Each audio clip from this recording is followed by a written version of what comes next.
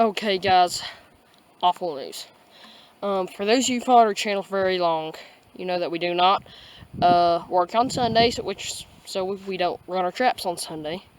And in Texas, right now, we got a 36-hour trap check, which means we got to check our traps every day. So, since we don't run our traps on Sunday, we've got to cover them up with something on Saturday, so I don't catch anything Sunday, Saturday or Sunday night, and so we're not gonna have to check our traps on Sunday.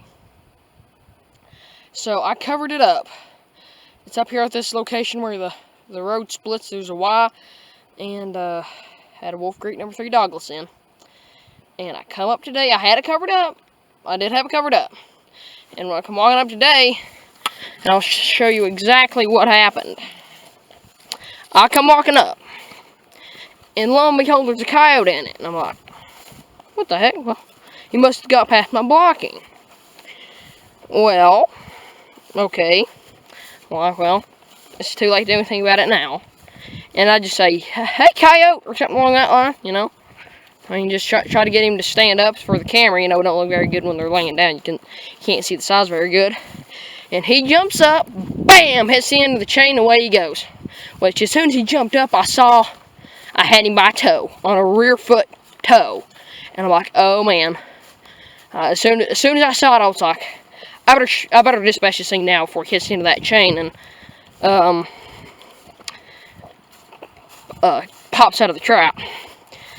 And I didn't even have time to reach for my gun by the time when he hit the end of that chain. Boom! There he went. So we're gonna head over there right now and check it out. And the bad thing about it is he sets right back behind those trees.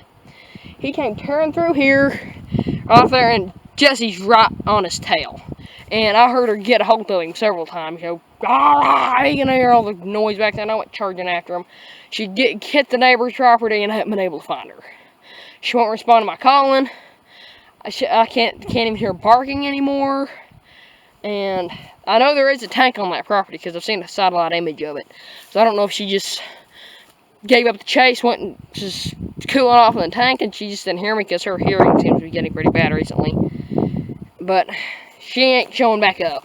And this happened about 30 minutes ago. Let's go and take a look at the set. Right here, this road goes out to the county road, but curves around, goes up to the county road. One splits, goes all the way around the property, one goes up to this pump jack location. And then there's this nice road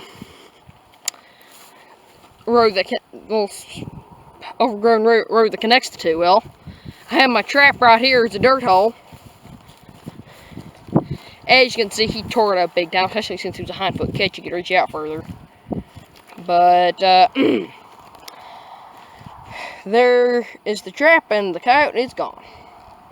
And it looked like a pretty big. It looked like it could have been the alpha male because it looked like a big dog coyote.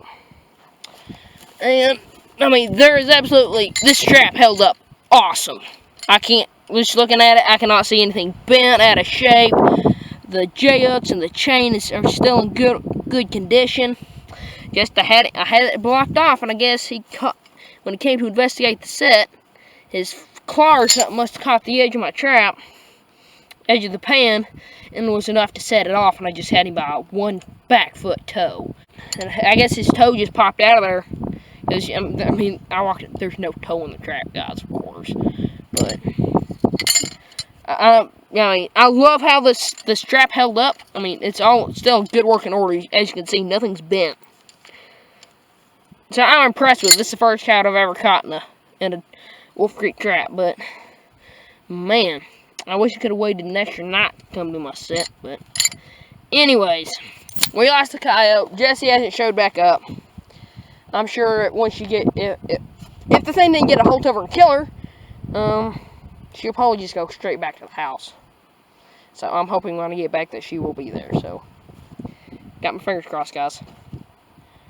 Dang, that was third coyote of the season too. It took me over a month last season to catch 3 coyotes. Now I got 3 coyotes in 7 days, and one of them gets away. And now we've got an educated coyote on our hands. So how are we going to catch that educated coyote? With good equipment, subtle, sneaky sets learned from Mark Jones' books and DVDs. Those are top of the line, guys. Before he even sponsored us, I was big on Mark Jones' books and DVDs. I love those things above everybody else's. I've learned 10 times more from one of his DVDs than everybody else's DVD I've ever watched. Not downgrading anybody's products. And we're going to use superior methods, good equipment, and some high quality bait and lure. And hopefully by the end of the season, we'll have that coyote.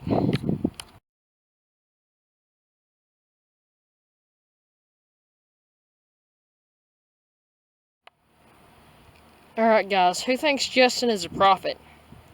We're here at this location where, we've got the fence line with the trail we had coyote tracks on. Boom, right there, have a set. When I was making this, setting up this location, Justin looked at those trees and he said, that looks like a place where a porcupine would be.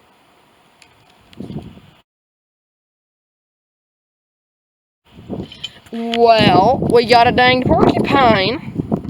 Stumbled into this set. And boy howdy, he ain't happy about this. Look at that. Quills exposed. Look at the trap. Look at his foot in the trap.